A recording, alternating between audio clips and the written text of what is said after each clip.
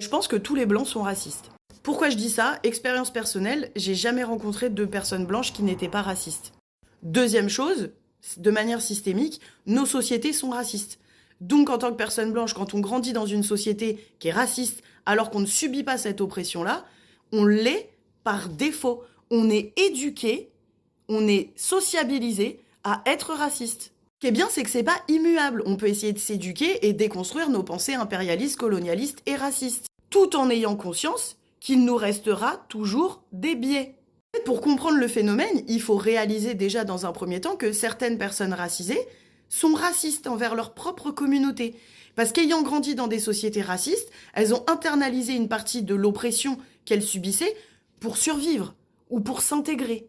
À partir du moment où les gens qui subissent l'oppression peuvent y participer, vous vous doutez bien que les gens qui la subissent pas y participent forcément.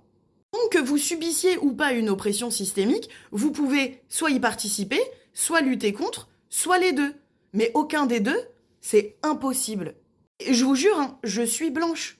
J'admets que j'ai forcément quelque part, malgré tout le travail que je peux fournir, des biais racistes qui traînent. Et j'essaie de surtout pas les exprimer et de les réprimer et de les déconstruire.